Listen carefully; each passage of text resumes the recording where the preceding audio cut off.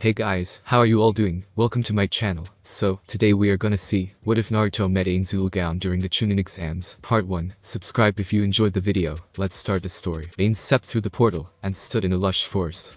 It was the same one he'd seen on the other side of the doorway. But first things were first. He tried to cast message nothing.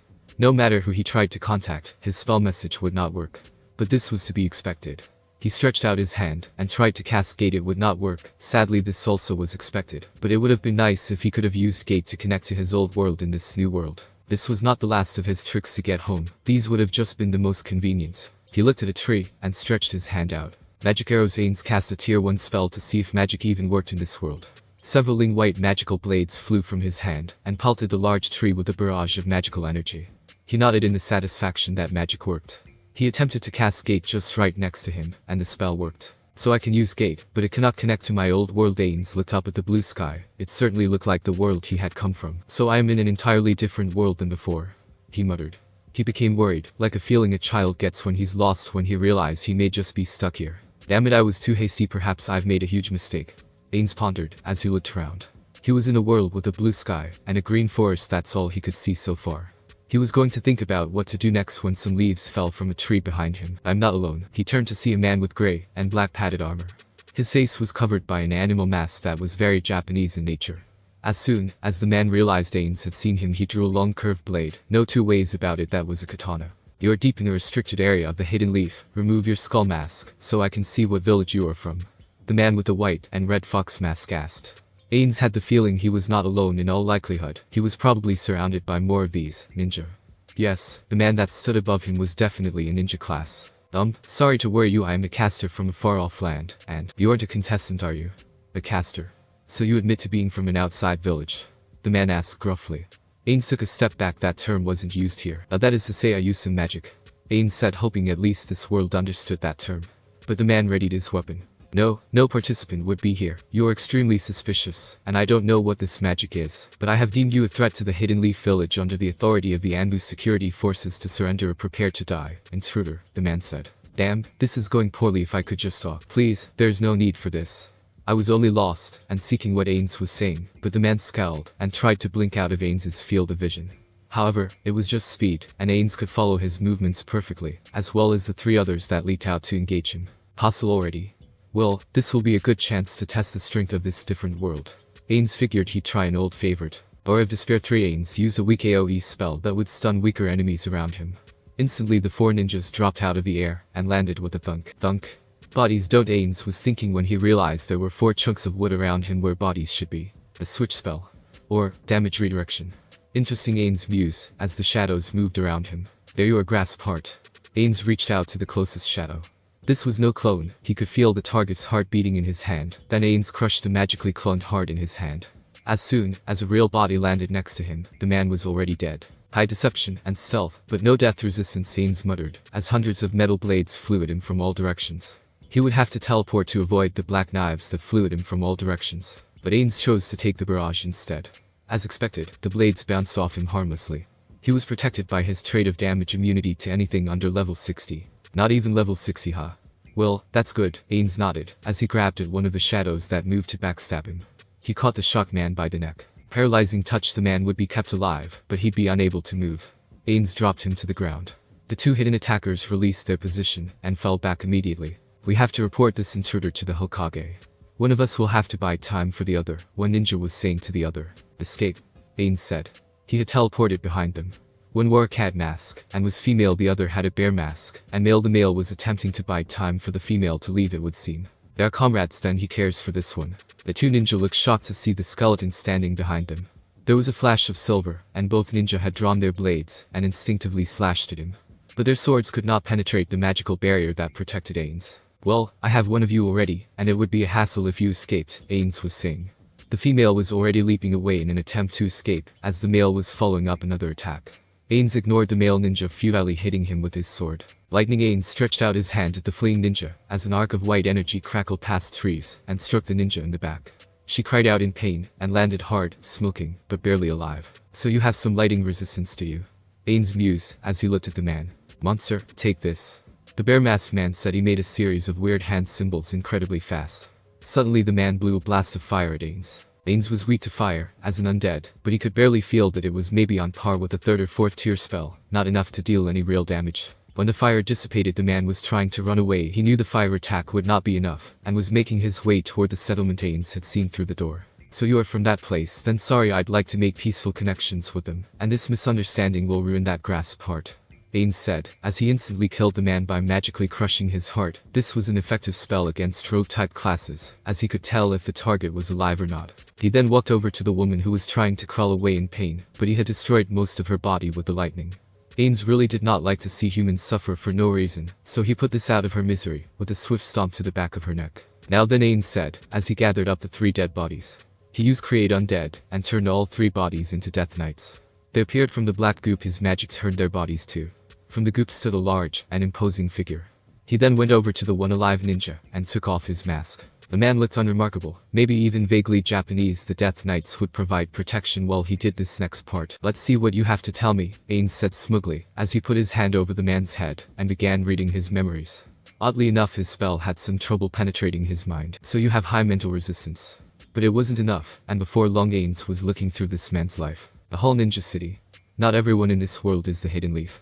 Works for a secret security division called Anbu. He's considered strong by the average ninja soldier, but there are some out there that terrify him. Ainz nodded. If this guy was considered above average, but nowhere near the mark of this world's level of hero, then he would have to be careful. There were people here that could very well kill him, it seemed like. In terms of level, this man would probably be adamantite rank, maybe even a little weaker than Clementine. Level 30 or so I'd place him. Clementine was considered one of the strongest physical fighters in his old world. She was almost a legend. But in this land, it seemed her level was obtainable by the ones just a little more skilled than their comrades. So the heroes of my old world would just be considered above average here. Ainz did some calculations. He could expect plenty of level 100 opponents here, it would seem, but these would be the champions of this world. No magic, but it looks like Jujutsu is used in place of it. Those hand gestures are fascinating. Ainz immediately wanted to learn the secrets of this Jujutsu art. If he could take this knowledge back to Nazarick, and they could replicate it, the potential was incredibly high for a huge power increase, especially if he could use this without tapping into mana. No wait, chakra, physical energy, and spiritual nobe. As an undead I wouldn't be able to tap into these aspects of it. Shame maybe Seepas could. However, this sounds a lot like the Kai he uses. Ainz nodded. His mana was running low, but he needed to know more. He kept looking through the man's life. I have a daughter and wife. Boring. The village leader, he's one of the ones I need to be careful of. Suddenly Ainz's black eye sockets flared up. Some kind of event is happening, something called a Chunin exam. It seems like a test of some kind. I'm in a place called Forest of Death. That sounds nice. There are kids coming this way. There's one that— What is a tailed beast? Ainz said out loud. Other than an outside attack from another village, the man was more terrified of this 9-tailed fox that lived in the village more than anything. Why would they let something this terrible walk around freely? But just as Ainz's mana ran out, he got a name from the man's mind. Naruto. The boy in the village has this monster sealed within him. All I would need to do is get this Naruto back to Nazarick, and we could figure out a way to extract the thing. Probably could do it without killing the child. I might be able to even resurrect him, as he seems rather strong for a child. This was it. Other than the promise of this jujutsu, this 9-tailed fox monster was the thing Ainz came here for, and it was already conveniently wrapped up for him. The man began to try and say something. Oh right, sorry. Ainz had forgotten about him, and delivered a fast fatal strike to the man, then used his body to make a 4th Death Knight. As the 4th warrior stood next to the other 3, Ainz nodded. At least you 4 will get to remain in the same group, right? But the 4 Death Knights just looked at him in silence. Ainz clicked the tongue he did not have. He reached into his pocket and looked at the stone figurines. These were similar in nature to the switch stones from Yggdrasil, but they were used to summon team members. In Yggdrasil they could summon friends from a different world. In theory, they should still work. He had 2 in his hand. Shelty or Albedo or both. These were his choices. He could summon them, but they would be stuck with him in this world. Also, when one of them vanished, they would know Ainz was alive and had summoned them. Sheltier then, Ainz said, as he crushed the figurine in his hand. He felt the magic work, and a summoning circle appeared before him. Within the circle, the figure of a young girl appeared. But the one who stood before him was not Sheltier. She was a young girl of about 9 years. She had short blonde hair and large glaring blue eyes. She wore a kind of uniform that resembled something Pandora's actor would wear. It resembled an old German uniform from his human world.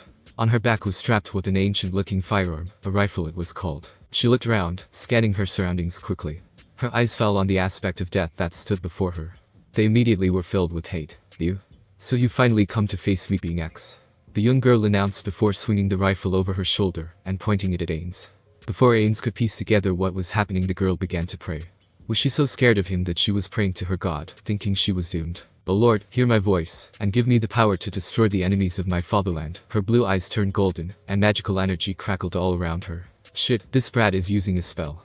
Ainz realized this too late, as magical energy was released from her gun, and exploded in his chest. The spell was infused with holy, and was also fire in nature. It easily penetrated Size's defenses, and the explosion sent Ainz flying away. He felt a good portion of his life was chunked. This girl was much higher in level than the ones he just killed. She had to be from another world, or she was one of these legendary ninjas the man feared, yet her firearm and clothes looked very— "I shouldn't attack her, we need to talk first, however." "Gah!" The girl cried out, as a golden staff was suddenly in Ainz's hand. It was a staff of Ainz Ool, or rather a fake version of it, but it had many of the same battle functions that the real one had, including a function that would automatically return damage back to the attacker of whoever holds the staff. A large blast of holy energy was released at the little girl. She managed to block the attack with a barrier, but that attack has stopped her follow-up attack. Did she call me being X? Here, what is it I wonder? Ainz got to his feet easily. The girl was already readying another spell. "I pray unto God, Lord, help me smite the ones that would do harm to my fatherland." Ainz used greater teleportation, appearing right next to her. He laid his hand on the glowing rifle. Greater item Ainz cast on the girl's rifle. And suddenly her rifle exploded in her hands. But the explosion was not large, it simply had destroyed her weapon. "Eh?" She blinked, as she realized her rifle had vanished. She turned and looked up. A violent sneer appeared on her otherwise cute face, as she spun a step away from him, and unsheathed a combat knife. The knife looked like it could be from his original world, and was not magical in nature. She held it up in front of her with her other hand to grab anything. It was a soldier's knife fighting stance. He recognized it from old movies.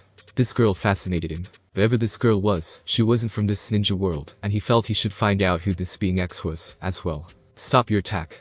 I am not this person you think. My name is Ainz Ool, and there is a misunderstanding here," he called out. She glared at him for a second. She looked at her knife, then again at Ainz. She was figuring out it was pointless to fight. Could she be reasoned with? Fine, if you're not being X, what the hell are you? You clearly not human." She spat in defiance. How could such a young girl have such a thick killing intent? "I am undead, but that isn't important, and I think we should talk," Ainz said. She seemed to be thinking, and decided it was okay to talk. Her large blue eyes squinted suspiciously at him. "Well, why am I here?" Her eyes then darted around, looking for other dangers. She noticed the Death Knights, and tried to hide her surprise. Well, I was attempting to summon a comrade of mine when you showed instead using magic," Ainz honestly admitted. She looked him over, and nodded. "Well, you have a weird crystal, but if this is a mistake, then send me back," she demanded. Ainz shrugged, and shook his head. "I'm sorry, the summons was one way. For lack of a better term, you are stuck here with me until we both find a way back." The girl then looked warily at the 4 Death Knights who stood in a silent watch. She realized had he ordered these things to attack her, she would have been flanked and killed. "I am sorry for what it's worth. Again, allow me to introduce myself. I am the Sorcerer King, Ainz Ool," Ainz admitted. She glared, then dusted herself off, and looked around once more. "King? Well, I am Tanya von de Gurchef of the Imperial Army 203rd Air Mage Battalion." She straightened up like a soldier upon seeing her title. But her eyes never left him or the staff he held. "I see, thank you for hearing me out, Miss de Gurchef," Ainz said, offering her a respectful bow. "Just call me Tanya," she said, backing up, and keeping her distance from Ainz. "Very well, Tanya, you may simply call me Ainz." She cocked an eyebrow at him, but seemed to decide he was not a threat. "Very well, Ainz, so then, tell me what's going on," she said. Ainz nodded. "Like you, I do not belong in this world. Upon coming here, by my own free will, I fought and killed 4 inhabitants from this world. Their city is that way. I think they will be peaceful if we approach them in the correct fashion, but I am new here, and know very little about this world." Tanya thought for a second, then decided he was not lying. "Well, it seems we're stuck together then, assuming you're telling the truth." Her glare pierced his undead soul. "Crap. What's with this girl? Just her gaze is more terrifying than her spell was." "I am telling the truth, and we probably should work together, as we are both strangers here," Ainz said timidly. Her gaze felt like a million tons was pressing down on him. "Very well, Ainz, what was your plan on getting us back to our homes?" she asked, crossing her arms, but walking up to him in a somewhat familiar manner. Demiurge had actually given him quite a bit of advice about what to do under various circumstances. Either way, attempting a friendly encounter was always the best, especially since he wasn't the biggest fish in a small pond any longer. "Well, I learned there's a creature of incredible power in that city, and it's laying dormant inside a boy. I figure that's our best shot," he lied. There were other methods he could try to get home, but he did not want to leave with Naruto and the power that lay within him. Tanya nodded. "Very well, I will accompany you until we are able to leave, but, as I am here thanks to you, this is your show, understand?" Her soul-crushing glare weighed Ainz down once again. Well, I am a king after all. Tanya looked at him, and Ainz caught a glimpse of a predator. She clearly was thinking of a way to use him to her own ends. Well, that was comforting to him actually. So we should try and make contact with this hidden leaf village, but my appearance might throw people off, Ainz said, as thought about donning his traditional mask he would use to hide his undead nature, as well as the metal gloves. Tanya looked at him with a smirk. But he figured a different look would be better in this different world. He used some old cosplay gear he had. It would change his appearance to that of a Ainz Ool without affecting his stats. Well, you look like a ninja, that's for sure, she snorted, then looked at the Death Knights. I never used the term ninja, and she recognized that she might be from Earth, as well, and that German-looking outfits are also suspicious. Ainz figured he'd try to ask her about her world casually, as they traveled. What about them? Those things look menacing, and I don't like the way they are glaring at me. She spat looking at the 4 dark guards. He nodded that they did actually pose a problem. True. Well, I will order them to follow us from very far behind. They will provide a good rear guard for our march, Ainz said, nodding. Tanya seemed to understand that concept, and nodded. If we are followed by any enemies, I can have the Death Knights help us lose them. I do not think they can easily kill the ones like I fought earlier, however, so they will only be a distraction. But whatever this exam is, I'd like to stay out of it, but it may provide us a good excuse to be in this village, Ainz informed her, as they began their trek to the Hidden Leaf Village. I don't know what any of that means, but this is your show, as I said, Tanya said, shrugging in a smug manner. There is some kind of test or tournament being held in this town. We can blend in with the participants, but I'd like to just wait and see what this event is all about first. Also, the boy we are looking for should be there, which seems like a good place to start, Ainz said. Won't we just be seen? I can make us invisible and fly. But, as outsiders are supposed to be around, if we get out of this restricted area we could just blend in. Oh, can you do either of those spells? Tanya shook her head no. I could fly if I had my gear, as it is. She grumbled. Ainz handed her a necklace with a wing on it. Use this to cast fly. And if we run into anyone else, just act like we are participants from another village. So long as we don't gain the attention from any of the officials of this exam, we should be okay. She seemed satisfied with that, and followed him. As they walked, Ainz looked at the other summoning statue in his hand. The Sheltier summon figure summoned Tanya. Who would I get if I tried to summon Albedo?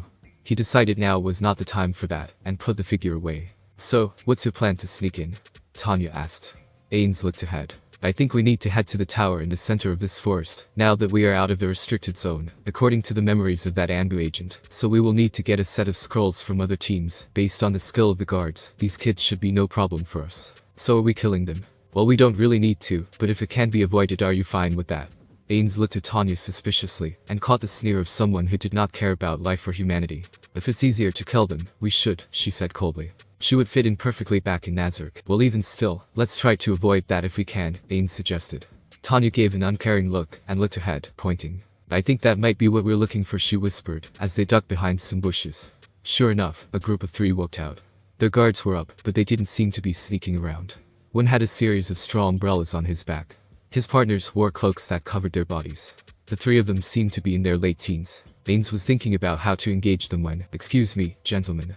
He looked, and Tanya was gone. She was in the open walking toward them carelessly. What the hell is she doing? Ainz remained hidden. I hear that I need the scroll you boys are carrying. Please hand it over, or my partner will kill you from the shadows, she announced in a weird voice she hadn't used yet. It was overly cute, and matched her 9-year-old appearance. Honestly, it was the most creepy thing he'd seen. What the hell? I thought you agreed this was my show. Ainz grumbled to himself, but realized her setup was correct. He could kill the 3 of them easily if he wanted to. The 3 of them froze at the unexpected voice, then turned to greeted. They seemed to relax when they saw her. It's just one of the really young ones, sorry little girl, but we need our scroll. In fact, why not hand over yours, and we'll let you live. The leader, who had a scar running down his face, said with a confident chuckle. Ainz figured he'd go along with this impromptu, and ready to spell. This is your last chance to hand it over or else, Tanya said, losing her cute voice. Now it was serious. She pointed her finger at the one in the back in a finger gun way, like a kid playing would do. Ainz figured he was supposed to kill that one. Bang. Tanya yelled, as she pulled the trigger on her finger gun. Ainz cast death from his hidden position. Instantly the one she had shot fell dead. The 2 others looked shocked. Hey, get up. His friend in the other cloak yelled, nudging his dead body. But the man remained dead. Now then you scroll, or else. Tanya pointed her finger gun at the leader. H, hold on. H here. The terrified man said, as he took the scroll from his dead partner's body, and rolled it along the ground. It stopped at her feet. Tanya smiled smugly, and put her hand against her belt, as if she were holstering a handgun. Now go, she ordered, pointing her gun at them again. They screamed, and ran away. Unfortunately, the 2 surviving ninjas would run into a familiar face. And a sandy death was all they would find. Tanya returned confidently to Ainz, tossing the scroll up and down.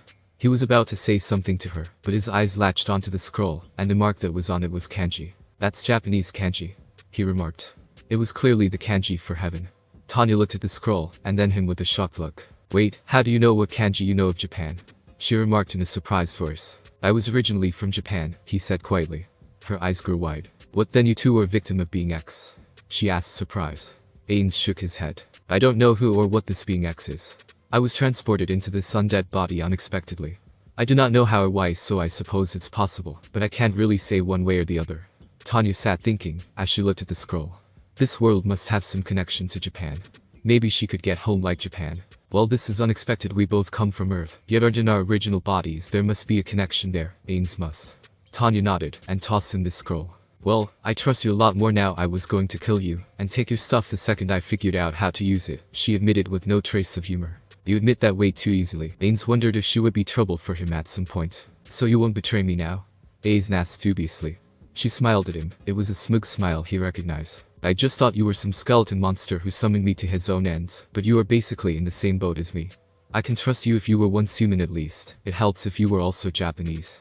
What did you do for a living?" Is she testing me? "Well, I was just a normal salary man." Unfortunately, Tanya let out a laugh. "Well then, I really trust you now. We even had the same career." She laughed again. "I guess we should ponder on these coincidences later. I think we still need one more scroll," Ainz said. Tanya nodded, and pointed to a dark section of the forest. "I will find another team if we go that way." Ainz nodded, as he stashed away the scroll. Could this being X be why I was taken from Yggdrasil? Ainz wondered, as he looked at Tanya. He'd ask her more about that later. A cute girl with short hair and weird white eyes stands next to her partners and friends. The boy next to her wears shorts and a hooded jacket. His puppy is nestled within its cover. Her other friend wears black glasses and a long coat that covers most of his face and body. Ainz looked at them in his Ainz Ool cosplay, and the three were on alert. Could they sense his power? "Hey, are these guys even really ninja? I can't sense any chakra from them."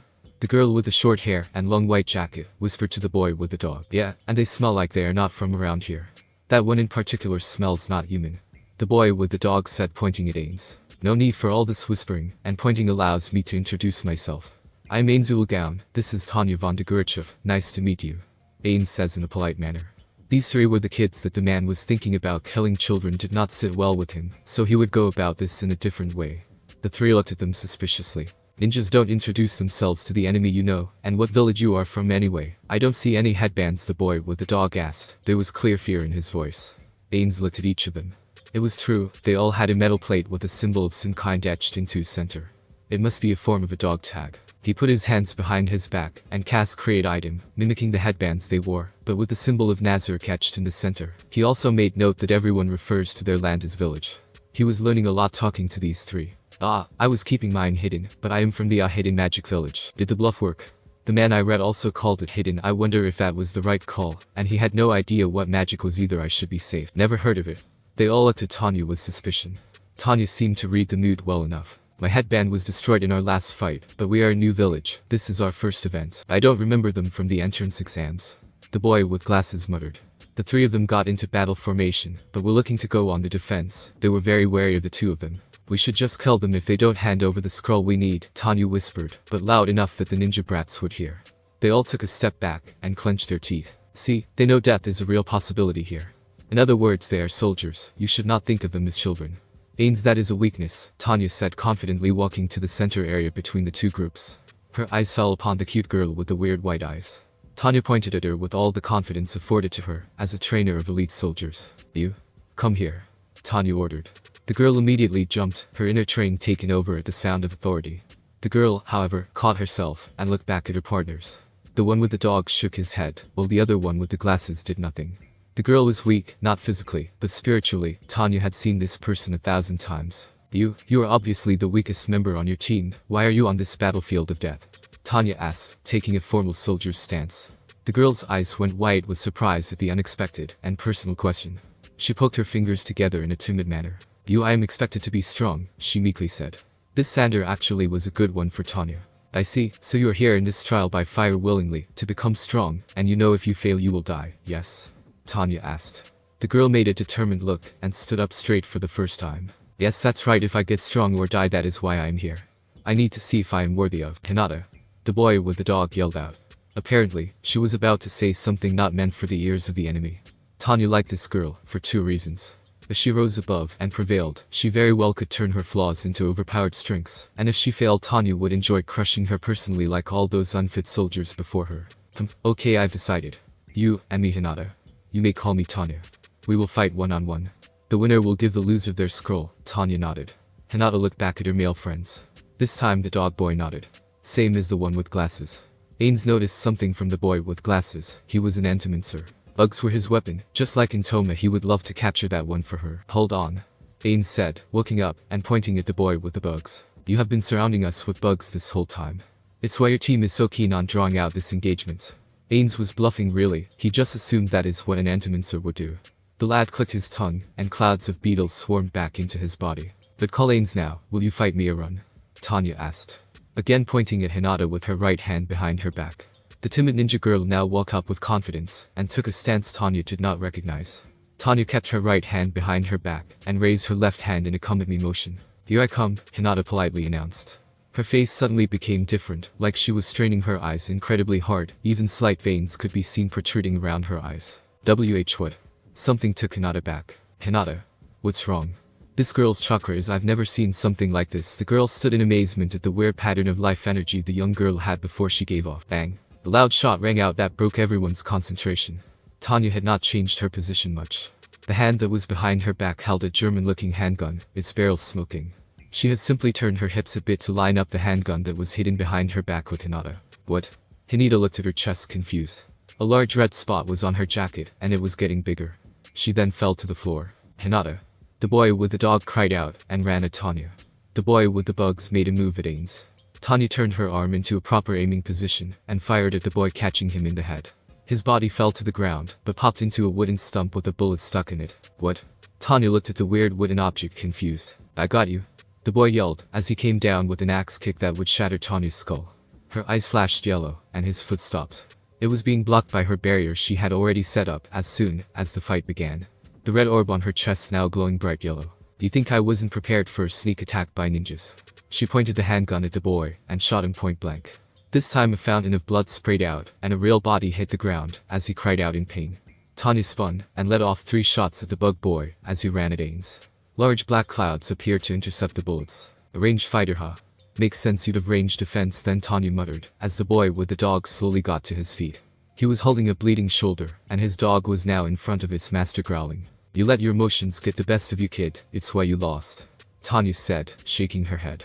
The boy dropped to all fours like an animal, and growled at her. And you underestimated the hidden leaf ninja, that is why you will lose. He cried, as he lunged at her while twirling his body in the air. The dog did the same, and Tanya was suddenly looking down the barrel of twin swirling jets of wind and pressure. Fang over fang jutsu attack. The boy dried. You what the hell? Tanya looked at the strange attack. Her eyes flashed golden, as she took straight up into the air, as she used a basic magical evade maneuver. If this attack had been more than just a head-on charge, the boy might have been okay, however. Boom. A much louder explosion rang out, as the boy and his dog charged headfirst into some grenades Tanya had left just before darting up into the air at speeds he could never hope to match. The smoldering bodies of the boy and his dog lay in the crater of Tanya's blast zone. She smiled wickedly at how easy he was to predict yet another soldier type she'd seen all too often, the one that charges headfirst, as soon as you hurt the one he loves, painfully predictable. Now to finish off the other one, Tanya looked at the barely breathing body of the girl. She even noticed the boy was alive as well. These kids were tough if nothing else. Tanya aimed her handgun at the back of the head of the prawn girl, and fired. Tanya was looking at just a small puddle of blood. To the side was a weird-looking boy. Bull-cut hair, bushy eyebrows, and a more than determined look on his face. The boy, and the dog she had just beaten, was also being covered by some girl in hair buns. She held 2 odd scrolls in her hands, and had a nasty look in her eyes, as she glared at Tanya. I'm sorry, but could you stop? You have won, the boy in the green jumpsuit said, as he held the unconscious body of Hinata. Tanya sneered. Reinforcements, huh? She looked over at Ainz, who had already defeated the weird bug boy. He had simply collapsed, as soon as he got too close to Ainz. What kind of magic did he have access to that he could just take life so easily? Who might you be? Ainz asked at another boy with the weird white eyes that the girl had. He seemed to be looking intently at Ainz. What the hell are you? The boy asked, backing off. Oh? You can see through my deception. Ainz said, chuckling. The boy looked at the collapsed figure next to him. Do not worry, he isn't dead, Ainz said to the boy. This seemed to have some effect on him. Then can we just say you guys win, and call it at that? the boy said, tossing a scroll that said Earth on it to Ainz, who caught it and nodded. We have what we need, then you should take care of those two, Ainz said, as he produced a weird jug. It sucked up all the beetles that the unconscious boy had on his body. The kid was short, white jacket, and weird white eyes, clenched his teeth, and raised his hands up in a similar stance the girl had used. Just collecting these bugs for a friend of mine, Ainz said, as he turned away and headed towards Tanya. We have the scroll, Tanya. Let's save it for later, Ainz said. Tanya holstered her handgun and gave an humph. If you say so, these kids are all too green anyway, she said, as she flew down to meet Ainz. Just what village are you from? The eldest boy with the white eyes asked. Ainz stopped and pointed at his headband. I'm Ainz Ool of the hidden sorcerer village. You would do well to remember us, he said, as they walked off into the forest. Ainz and Tanya walked side by side in silence. We should have killed all of them, Tanya muttered while scowling at the ground. Ainz shook his head. You call them soldiers, but I get the sense they are very much still in training. Isn't there some rule against killing soldiers in training, as they are still considered citizens? Ainz asked. Tanya stopped walking. The second someone picks up a weapon for any purpose other than self-protection, they are soldiers for a cause bigger than themselves, she said. Ainz stopped and turned to face her. Killing children simply does not. But Tanya thrust her gun into his face, not by the barrel, but to the side so he could see the whole thing. Do you think this gun cares how old I am? Do you think it will only take a life if I meet certain criteria? She kept the gun in his face to show the question was not rhetorical. Ainz suddenly realized he was literally talking to a child soldier, something that was very easy to forget when talking to her. She seemed like a person well into her 30s. I get your point, and I have killed children with my very hands, but not just for the fun of it. Fun? You saw how they were looking at us after we crushed their friends. When we meet them again, they will no doubt have rallied more teams to their cause, and they will be fighting us on a personal level. That is when people begin committing willing suicide, just to hurt a power greater than themselves, Tanya spat. Ainz took in what she had to say. She reminded him of Demiurge so much it was scary. That may be true, but, as a ruler, I do not shirk away from greater conflict. I met it head-on, Ainz said, looking at his hands. You mean you order your subordinates to attack it head-on? You create conflict, expecting the ones who follow you to die trying to make your goals true. Tell me I am wrong.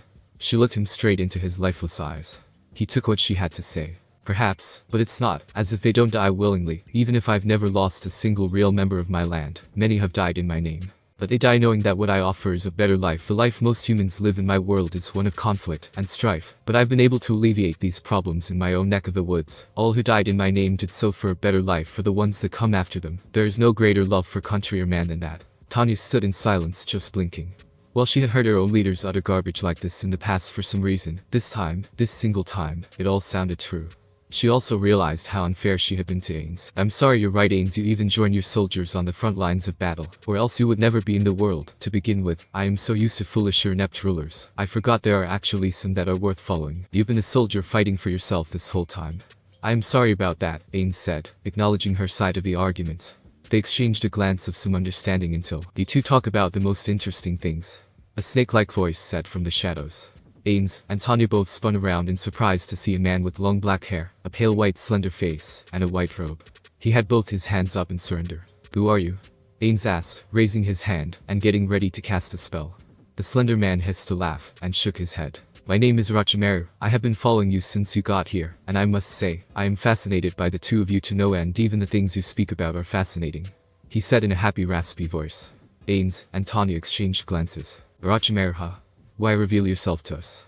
Tanya asked, more than a little nervous that he'd been following them without their knowing the whole time. Because I know you aren't from this world, which I will investigate later, but more so you seem to be ones I may be able to use. Well, we can use each other, he said, laughing. Use each other?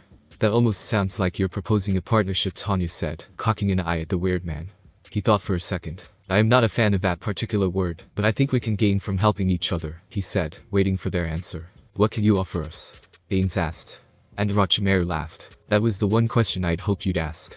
Well, for one, I can provide you real documentation for being in this event the second you reach the tower, and are seen by the judges, and higher ups your cover will be blown. But put these on, and you will be the surviving members of the Hidden Sound Village, my village. He handed them 2 headbands with musical notes on them, along with some papers. Show these to anyone who questions where you were in the first exam. It will show you simply changed appearances out here, something ninjas do all the time. And with those scrolls you're free to enter the next stage of the event, Orochimaru said with a wide smile. So what do you gain? Tanya asked. Orochimaru looked at her, and smiled again. I am not done listing off your benefits. You see, I know why you are here. You want the 9-tailed beast, do you not? Well, I will help you get both of the tailed beasts that are here, he said, as he lowered his arms. Both? Yes, besides the 9 there is the one-tailed best competing in this event, as I have no use for either of these chakra monsters or the people they inhabit. It's a good match-up for me to be with the two of you. He finished his pitch. Okay, and what do you gain from this? Tanya asked the next obvious question. Destruction. The village that this event is taking place in, I wish to see it burn, and I get the feeling you could do this very easily, the slender man said, looking right at Ainz. So in exchange for your help I simply must reduce this one city to rubble? Ainz asked. Orochimaru smiled and nodded. Almost sounds too good to be true, Tanya said, smiling back at the evil ninja. Ainz thought it over. Very well, I agree with these terms. As soon as both tailed beasts are in my possession, I will destroy the village of the Hidden Leaf. Ainz said, shaking the hand of Orochimaru. Tanya and Ainz walked in silence, making their way to the tower that was dead center of the forest. With the help of Orochimaru that had everything, they would need to proceed to the next stage of the event. However, 4 more days, how to think this single stage would go on for so long? Ainz said, as they decided what to do. Showing up now would draw too much attention to themselves, as they would be shattering the record by a huge amount, so they would let other teams get there first. This will give us time to get the tailed beasts, or chakra monsters. Why do you want these things anyway? Tanya asked, raising an eyebrow at Ainz. It's just in my nature to collect rare and wonderful things, and while I'm in this world I might as well take it for all it's worth, Ainz said, shrugging. Are your enemies so strong you need them? She asked seriously. Ainz chuckled and shook his head. No, in fact, I haven't. So then you're okay with destroying this village? Ainz nodded. This is clearly a militarized nation, and I will announce my intentions before laying waste, so that the civilians may escape, and they will have a chance to rally against me. Tanya stared at him in some shock. You're that confident that you could beat an entire army so easily? She asked, shaking her head.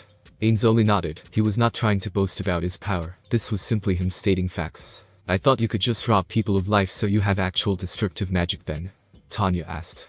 Ainz again only nodded. Oh, here Ainz put out his hand. Create greater magical item. A magical rifle like the one Shizu uses appeared in his hand. He handed it to Tanya. Here, to replace the ones I destroyed. The ammunition is magical, so you will never run out of rounds. Plus he was explaining, but Tanya's reaction to the gun in her small hands was odd. Her eyes ran up and down it, as she quickly inspected every facet of the rifle. Sniper setting, as well as full and semi-automatic. The fire rate is this gun is probably the most amazing weapon I've ever seen in my life. Tanya remarked. Ainz smiled. Oh, is it? Really, it's just a basic magic gun from my old world. We classified that weapon as below average. He told her honestly. Tanya laughed, as she kept looking at her new rifle.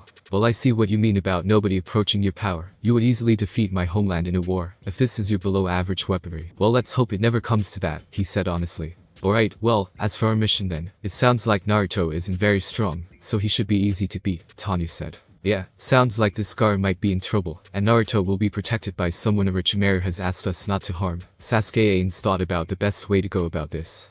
Luckily these kids won't be anything that he would call a threat. So we target Naruto first then? Tanya asked, as she looked around the forest and up in the trees to make sure they were not followed. We should just wait till the tournament. Orochimaru had promised both tailed monsters will be there.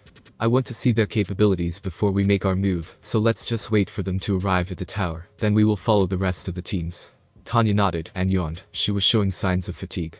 Ainz reached into his personal space and took out a ring and offered it to Tanya. She took it and looked at it with curiosity. Wearing that ring will eliminate the need to eat or sleep, and you will never run out of stamina, he explained. She looked doubtful, but as soon as she slipped it on, her expression changed. Will I always feel this energized? She was amazed at the kind of magic Ainz had access to. He only nodded. This would make travel time better, as she won't need to rest anymore. Yes, just don't lose it, those are very expensive. Tanya nodded and looked at it closer. It was made from metals she had never seen, just like the rifle he'd magically created. Just then Ainz sensed all 4 of his Death Knights vanish. Tanya could tell there was a change in his body language. What is it? My Death Knights were all taken out just now. Tanya frowned. How strong are they? Is this unexpected? No, they aren't terribly powerful, but losing all 4 at once means they ran into a large force or a strong individual. Ainz said. Tanya just nodded silently. Well, if we have nothing to do for a couple of days, then we should find a secure position and wait it out. Walking around and talking like this is a good way to get into a needless fight, Tanya suggested, as she kept her eyes looking for sneak attacks. I was thinking the same thing. I figured we could at least get close to the tower first. Once it's in view of us. Ainz stopped talking, and Tanya readied her new rifle and looked around. It seems a pointless battle has already found us. Someone is trying to hypnotize us. It's a sleep spell, Ainz said, chuckling and waving his hand at the unseen enemy. Tanya blinked and saw the one who Ainz was talking about. A man dressed in all black was making those weird hand movements. This is just really too easy, you know. Ainz said to himself as he reached out and cast Grasp Heart. The man died immediately. For whatever reason, it would seem their wood clone death save spell did not work against his Grasp Heart. That was very convenient for him. When the generic-looking ninja died, two of his friends tried falling back. They were probably the follow-up attack once he put them to sleep with that spell. "I got this," Tanya said as she activated the silencer option on the gun Ainz gave her. After two muffled pops shot out, boy men fell to the ground. The fleeing man on the left was shot through the back of his neck, shattering his spine. His partner went down as a bullet entered the back of his head. Ainz and Tanya exchanged a nod and moved deeper in. It wasn't long till they could see the tower. It loomed high above the surrounding area. They found an area that had good vision and cover and settled to simply wait a couple of days. It was weird for Tanya at first to not sleep or eat. She almost wished she could sleep to pass the time faster, but that would be foolish and even dangerous. So they simply waited. They even saw some teams make their way to the tower. One team, in particular, caught Ainz's eye, and he pointed them out. Two boys and a girl. One pot was dressed in black and was carrying something large on his back that was wrapped up. The girl was blind and had a huge fan. Then the boy. He looked to be the youngest and had a large gourd on his back. "That is Gar, the one with the one-tailed beast," Ainz said in Tanya's mind. Tanya readied her gun, but Ainz shook his head. He cast message to her so he could talk to her silently. "I still want to see what they are capable of. We have our cover intact, so we'll ride that out." She nodded that she understood and stood down. After another day of waiting, and more teams began funneling into the tower, they decided it was time for them to go, as well. But upon entering there was nobody there, no teams, no officials, nothing. "This is weird, right?" Tanya asked, looking around and reading a poem about heaven and earth on the wall. "I think we can open those scrolls here now," she said, reading the badly written poem. Ainz nodded and handed one to her. They each nodded and opened the scroll. There was a kanji for man with a circle around it. Immediately some kind of magic activated. Ainz and Tanya both threw them on the ground and took a step back. "Is it a trap?" Tanya asked, but suddenly a man appeared from where the scrolls were. He looked at them curiously. "I don't remember you two." He especially looked at Tanya, who was still wearing her military uniform, but dressing weird was something this world was used to, and he gave her not a second look. "We are from the Hidden Sound Village. We changed to our true forms in the forest," Ainz said. He eyed Ainz suspiciously as well. "True form, huh? Well, if you want to stay in disguise, that's fine. Anyway, I am here to explain the next stage of the exam.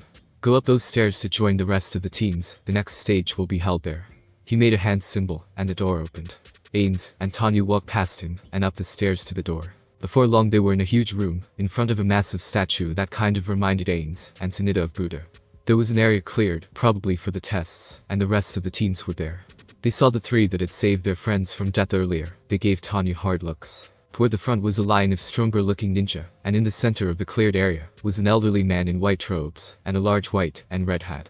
Ainz knew his face from the man's memories. He was currently the most powerful man in the village, and its leader Hokage he was called.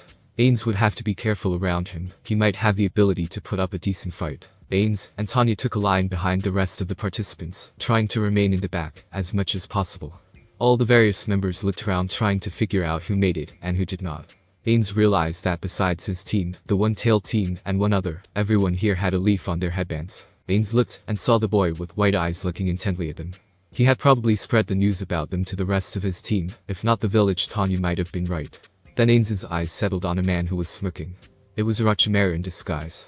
He gave the two of them slight nods. So he would work to keep their cover intact, eh? "Congratulations on passing the second exam," the elderly Hokage said. Many of the ones lined up behind him gave the kids proud looks. Those must be their teachers maybe. The one in a green jumpsuit seemed proud of the one younger one that looked like him, clearly father and son. One of them was a female with strange red eyes, and she was also looking intently at Ainz and Tanya. She might be the sensei of the three Ainz and Tanya crushed earlier. A girl with pink hair and a red dress was looking around. "Hey, Naruto, I don't see Hinata, Kiba, and Shino here." The girl whispered to a boy with an orange suit and spiky blonde hair. Ainz smiled. "I heard they got wiped out by those sound ninjas we fought." A boy standing next to them in a blue shirt and white pants said. That looked to be the one Orochimaru wanted, the one called Sasuke. "That is Naruto, our other target," Ainz whispered to Tanya, who nodded. "The Hokage will now explain the next stage of the exam. Listen up." A strict female voice called out. The Hokage, who was smoking an old-fashioned tobacco pipe, woke up with a proud smile. After clearing his throat he spoke to the group. "Before all that, there's one thing I would like to say. There's a deeper purpose to these exams that I will tell you. Why do you think allied nations conduct this conjoined basis?" Ainz did think it was weird that they would invite rival nations into their town, when secrecy was supposed to be the top priority of any ninja. Raising the rank and level of shinobi and allied nations together is also a way to determine future strength of the nations we ally with, meaning this is a way to play out small power struggles between nations. If you perform poorly here and bring shame upon your nation, it will be remembered by the rival nations more than your own. We will remember your weakness, but likewise show your power, and bring honor to yourself and your homeland. The same is true. Ainz looked at the faces of the kids, and they were staring intently at these words. In short, however, since we are allies, this is a way to gauge the military power of our allies without actually lowering it, but now, we use this as a friendly test to rank up the lower level ninja to their next rank, should they succeed. The old man finished explaining. That makes no sense. Isn't this just a test, Gramps? Naruto yelled out. Even Ainz was shocked by the lack of respect this twerp showed the leader of his village. Many people shook their heads or facepalmed. Apparently, Naruto was known to be an idiot. He is explaining how just these tests go back hundreds of years, you idiot. The pink-haired girl and his team scolded Naruto, who scratched the back of his head, still not understanding. But it's even more than that, Sakura. You see, people who hire shinobi are also privy to these exams, so your future, as someone who receives work for your land, is also being tested here. In short, these exams are probably the most important moment of our allied ninja nations, and your young lives, until your actual day, as working shinobi becomes realized. Then why allow children to kill one another if this is just a test? Tanya spoke out. Ainz looked at her in surprise. They had agreed to remain hidden, but asking questions like this might actually make them seem less conspicuous. The man took no offense to Tanya's question. He simply took a long drag from his pipe before speaking.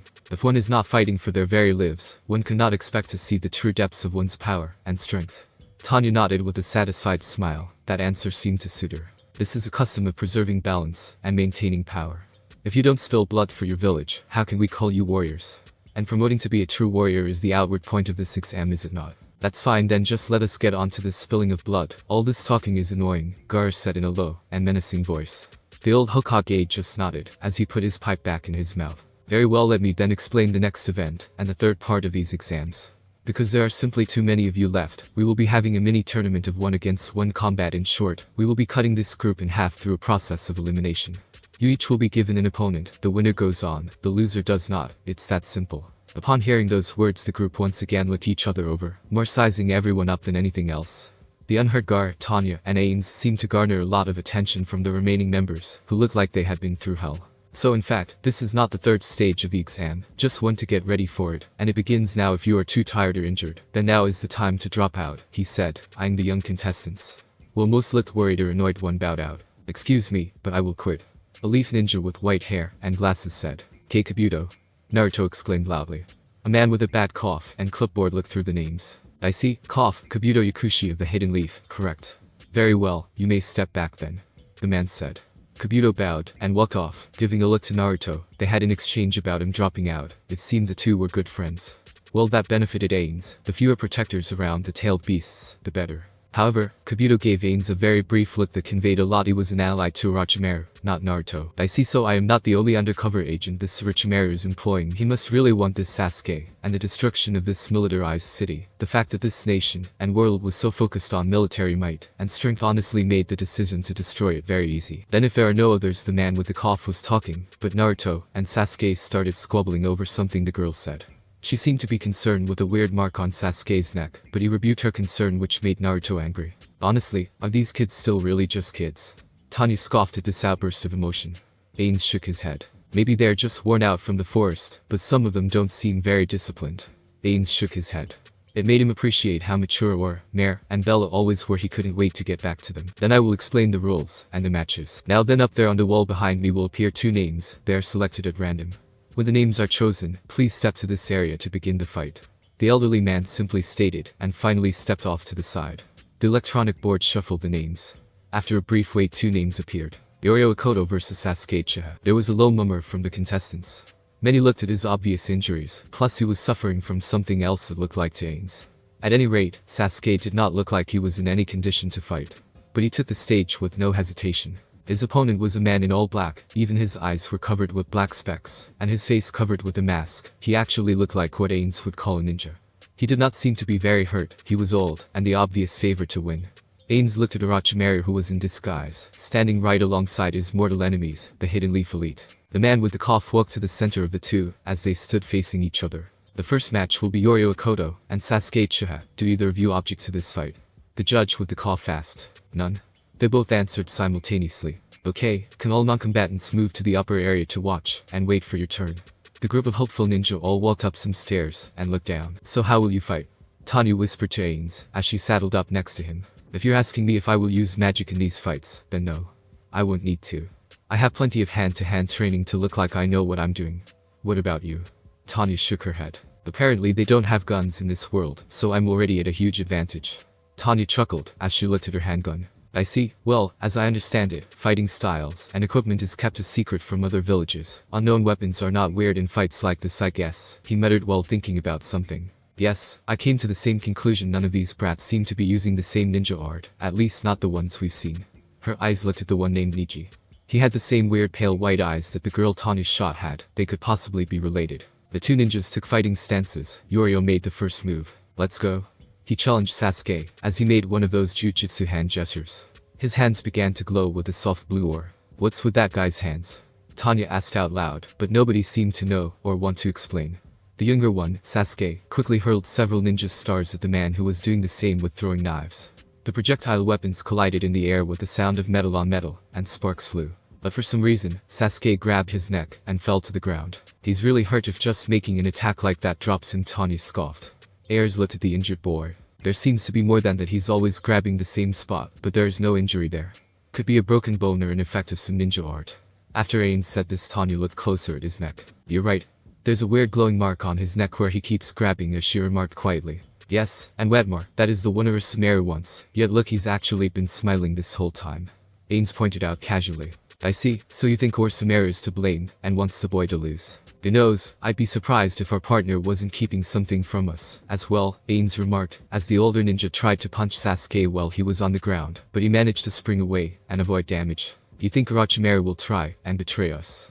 Ainz nodded. Probably. He knows he can't beat us, so having us work for him is the best he could come up with, but I'm sure he's looking for a weakness he can exploit in us, Ainz whispered to his partner, as the two ninjas were on the ground, locked in a kind of arm and leg wrestling match. I see, so we should not reveal what we're capable of, Tanya said, nodding in agreement. At least not out trump cards. What about when you destroy the village? Wouldn't you see your strongest spell then? She asked. Ainz almost made a laughing sound, but only shook his head. I have many ways I could wipe this village and its inhabitants off the face of this world. None of them I would call my strongest spell, he said, chuckling slightly. Tanya blinked in amazement. By now the older ninja had broken Sasuke's arms. His hands seemed to drain the strength of the boy whenever he made contact. He used this time to punch Sasuke in the chest and roll away. I see, the older one is using a form of Drain Touch. Not only does it inflict damage, but it heals or restores your mana. Only about a third-tier spell, still so weak, Ainz said, as he watched the fight. Sasuke squirmed on the ground and writhed like he was in pain. The older one jumped away and prepared his next attack. He dashed at the downed ninja, as his hand lit up again with the draining ability he possessed. Sasuke was too injured and strained to move. Yar. Sasuke cried out in pain as he fell to the ground. It's over, Tanya said with a smile. But Ainz looked at Orochimaru, who was intently watching the fight with an even more pleasing expression. But somehow Sasuke managed to rally enough strength to kick the ninja off of him. He's got a fight left in him, but I don't see why Orochimaru wants that kid so bad. Do you think he could be more powerful than the tailed beasts? Tanya asked, looking at Ainz, a bit surprised. Ainz just stroked his chin as he looked on at the fight. Sasuke was still on the defensive, as the older ninja chased him down with his hand swipes. Sasuke, you can do it. A shrill voice yelled out. It was the boy's partner, and Ainz's target, Naruto. Even though Naruto was cheering for him, Sasuke only returned a look of annoyance. The enemy ninja's hands took on the same bright glow, as he raced at Sokka in an attempt to finish him. Idiot, he's already lost, Tanya said, looking at the ninja with glowing hands. She was right, he was too overconfident, and his final attack missed, as Sasuke ducked, fell to his back, and kicked his enemy in the chest with enough force to send him flying straight up into the air. The man cried out, as his limp body flew up like a rag doll. Sasuke sprang in the air to meet him in the air, after unleashing a flurry of kicks and punches mid-air. He swung his foot above then down like a swinging axe kick, spiking the man into the ground. Ainz could hear the man's ribcage shatter even from up high. Both of the fighters lay on the ground unmoving. Then it's a draw? Ainz asked in surprise. But Sasuke showed signs of life and slowly got to his feet. The ref walked to the older one who wasn't moving. He's done, Sasuke passes and moves on to the third stage. He simply said, Yahoo! The loud annoying ninja Naruto yelled out. Sasuke was escorted away by a strong-looking ninja who had spiked silver hair and his headband pulled over his eyes. He looked to be Sasuke's mentor by the way they talked. A glance at Orochimaru made it clear he did not favor the outcome of the fight of this silver-haired ninja. After Sasuke and his mentor had left, Orochimaru slunk away with a frown. Ainz nudged Tanya to inform her of Orochimaru's actions. He's probably making his play. Indeed, when he has what he wants, that's when we have to be careful, Ainz said, and she nodded. And if he's defeated? Tanya asked. Ainz shrugged. I already am in a position to grab both the tailed beasts. I'm just being cautious, so if our covers blow far away from me I'll grab them, and we'll leave. He said in a dreadfully serious tone. It made her nervous, and swallowed. Leave? What does that mean for me? Will you send me back? She asked. Well, it was never my intention to even summon you, so I cannot guarantee you that I can return you home, but if you wish, I could guarantee you a place in Nazareth you'd want for nothing, and live any life you wanted. So long, as you never speak about me being human, that's a weird subject. He offered. Oddly enough, she remained quiet, and did not offer him an answer. The next match was already being decided. The screen read two more unfamiliar names. Tsurugi Misumi vs Kankuro. Another generic-looking ninja from the same team as the one who just lost, stood across from the one in a black suit that was with Gar. As soon as the referee began the match, Misumi, the generic-looking ninja, ran at Kankuro at full speed. Is he an idiot? Who charges in like that without knowing their opponent's abilities first? Ainz shook his head. How someone that got this far was beyond him. Kankuro threw the large wrapped object he was carrying on his back next to him. The aggressive ninja threw a fast, but basic punch which Kankuro managed to block easily. Looking at his legs and arms, Tanya muttered, as the ninja's arms and legs stretched out to twice their normal length and wrapped around Kankuro, holding him in a 5-limb lock, even though his neck had an arm's wound around it. The unexpected attack made Kankuro lose hold of his weapon. It fell to the ground. So, it's over so early. He really was an idiot, Ainz said, shaking his head and losing interest in the fight. Tanya saw what Ainz was talking about. The ninja then broke the neck of Kankuro, his head hanging limply before him. He laughed, clearly thinking he'd won. Who would fall for that? Tanya asked in disgust. If a soldier under her command was that dumb, he'd be dead in the first week. They must not train their soldiers very hard in this world. The wrapped-up object that Kankuro dropped began to move, and a hand popped out. The dead Kankuro's head spun around to meet its attacker. It was a large doll, or puppet. The doll's arms stretched out, and wrapped around the man who was wrapped around it. Those strings he's using to use the puppet, they are using that same chakra stuff, Tanya remarked, thinking about something. Indeed, it seems that's the one thing that these arts share. They all use this chakra, and not mana. Mana? What's that? Tanya asked. Ainz looked at her in shock. You don't use a resource to use your magic? She looked at him confused. No, I just channel my energy through this stone, and I can harness my natural magical ability, but its strain is only in my body like running. It wears me out, but it's just stamina, nothing like mana or chakra. She explained. By now the man had been crushed, but he seemed to be mostly alive. This Kankuro fellow wasn't out for blood, it seemed. Or he felt bad for how dumb his opponent was. It did not matter, it was over, and Kankuro moved on to the next stage, as announced by the ref. What about that spell you used when we fought? It was very powerful. Don't tell me you can just fire that off all you like. Ainz asked in surprise. Tanya shook and scowled at the ground. No, that particular spell comes from Go being X. Wait, the same one that put you in that body, and you hate it. He's the reason you can use that spell. Ainz asked, a tad confused. We have a complicated relationship. Yes, most of my power comes from him, but she looked at the strange rifle and ring Ainz had given her, and a dastardly smile crossed her face. The wall was already announcing the next match. Sakura Haruno vs Yamanaka. After a bit, two young female ninjas took the stage. Sakura was the one who Naruto was always talking to, a team member of his. She had pretty pink hair and a red kung fu style dress. Her opponent was much prettier and had blonde hair tied back in a ponytail and wore a traditional purple kanachi or female ninja garb. The way the two glared at each other must mean they had history. The two broke out into a fast flurry of punches and kicks more akin to karate than ninja arts. Neither showed any signs of trickery or weapon use. Why are ninjas fighting this way? They're more like monks. I see, so there is also a monk-type class among these ninjas that use mostly physical combat. Interesting, Ainz said, taking note of the traditional punches, and strikes the two women through at one another. Maybe they're just looking for a chance to use their ninja art. Tanya offered. Ainz only shrugged.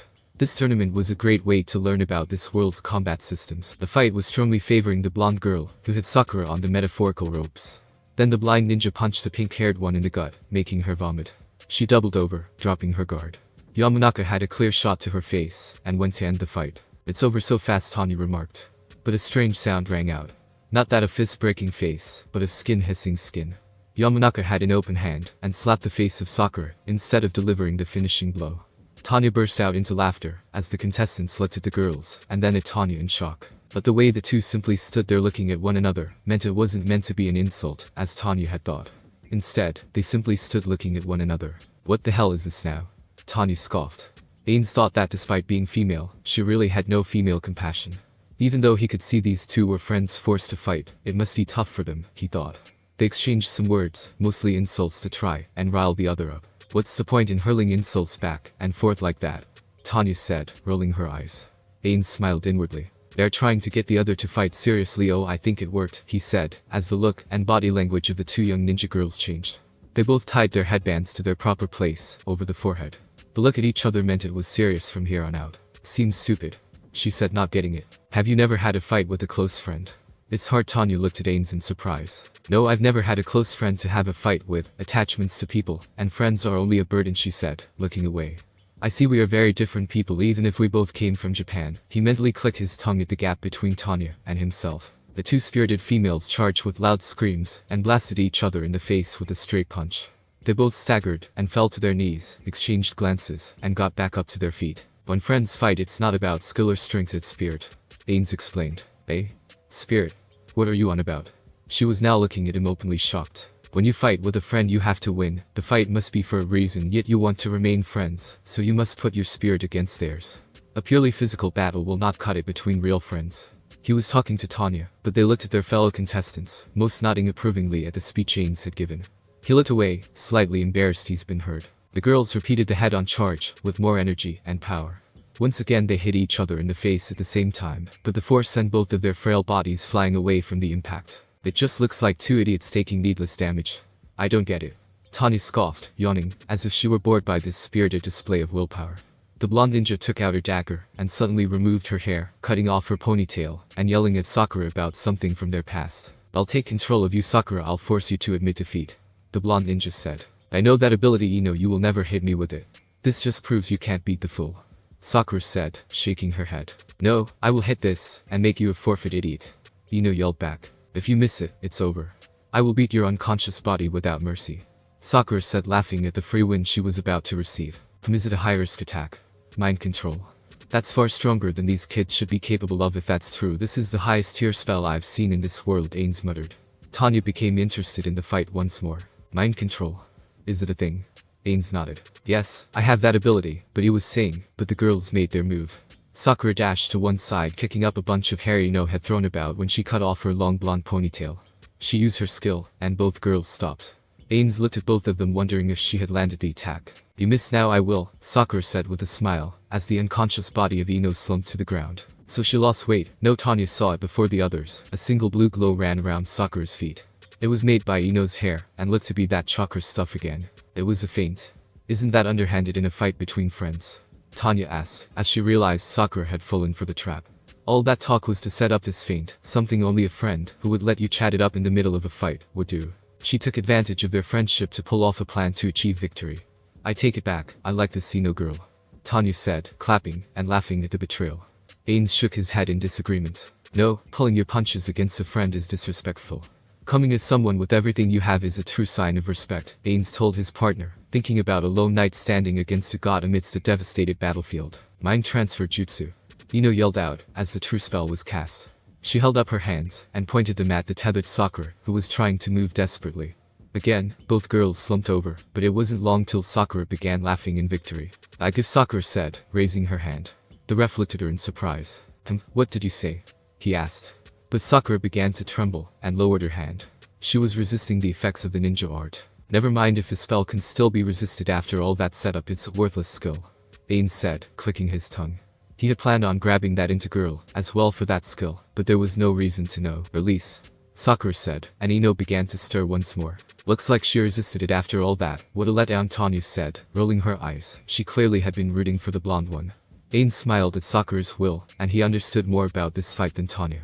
The girls got up and raised their fists. They clearly planned to continue the frontal assault battle from earlier, but they were both hurt and worn out. This would be the deciding attack. The girls clashed and hit each other with enough force to knock one another out. They both fell over, unable to fight. The ref looked them over and declared it a draw. Both would be eliminated. The blonde could have won that early. They should award her the win if this were a point system, Tanya said, clicking her tongue in annoyance. Ainz secretly wondered if this outcome was the one needed to keep them friends. Well, it wouldn't matter. They would probably both be dead by his hands soon. He looked at Gaara and Naruto as they hauled off the unconscious ninja girls. Naruto was oblivious, and he was only concerned about his teammate Sakura. Gaara, however, immediately locked eyes with Ainz, and returned a hostile cold gaze he was oozing with confidence. This Gaara must be strong indeed. Ainz smiled. Gaara was clearly the stronger of the two, he'd be the priority. Soon the fight screen showed two more names, Tenten versus Temari. The blonde girl with the huge fan on her back, readied herself to fight the one Tanya had wanted to kill in the forest. She looked to be wearing a traditional Chinese garb with matching hair buns. The girl with the fan, Temari, was the other one escorting Gaara, and wore a simple white robe that ended at her knees. Ainz was glad he'd get to see all the abilities of the guards of his prey. They looked at each other. Temari seemed less hurt and far more confident. Tenten looked nervous, and had been through a few fights already it seemed. Begin. The ref announced. Tenten took the initiative, and jumped up in the air, throwing several shurikens.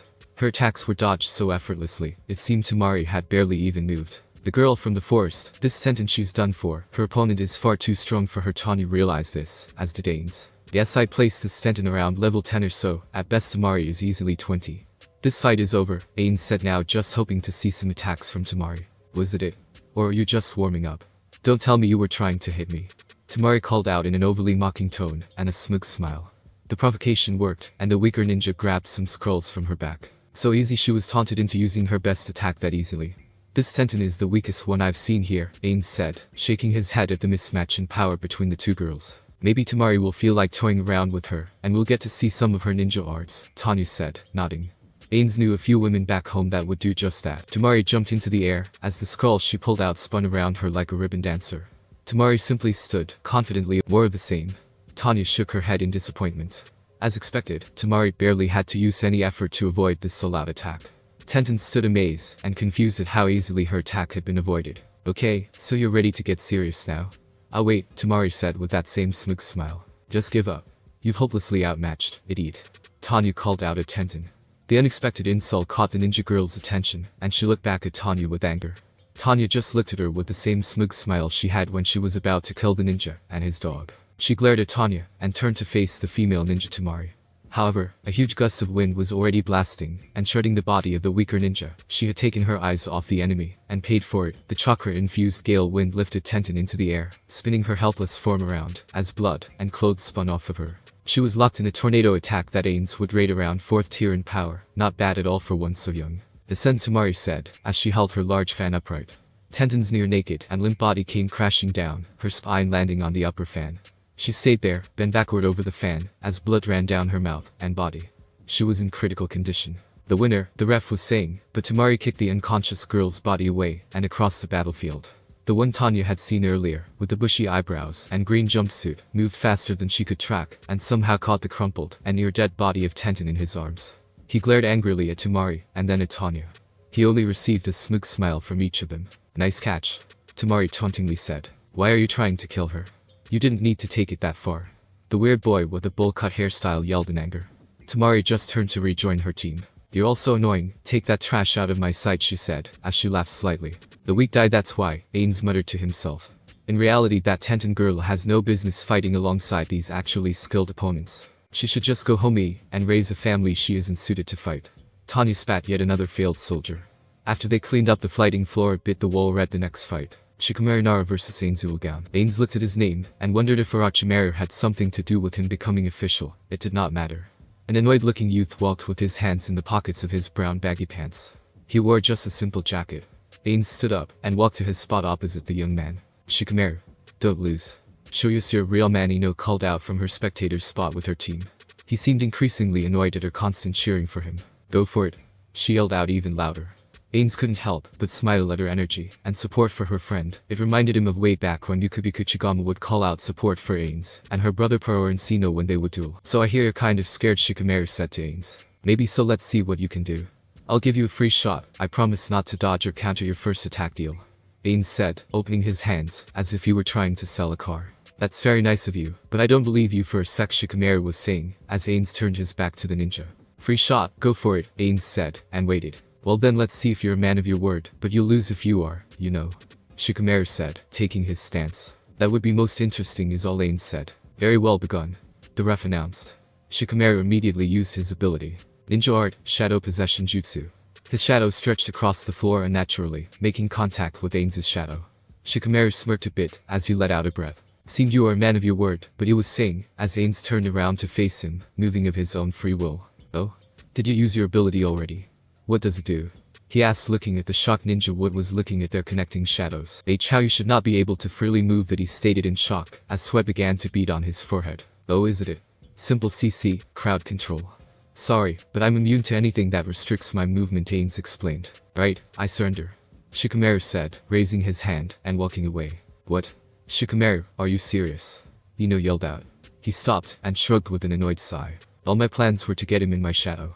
I only made 32 plans if he avoided all of them, and only one if he were somehow immune. It was to give up so he does not kill me easily. He admitted and went to join his team. Ainz was surprised by how much he didn't care about the loss. Okay, by the surrender of his opponent, Ainz Ool wins and is promoted to the next stage. The ref said, as Ainz went to sit next to Tanya. She said nothing to him about the fight. They only waited for the next fight to be announced. Naruto Uzumaki vs Tanya von Degurcha. Well, it seems it's finally my turn, Tanya remarked with a smile. Thanks for watching my video. Leave a like if you enjoyed my video, and also do consider subscribing to my channel for more awesome content. See you next time, till then sayonara.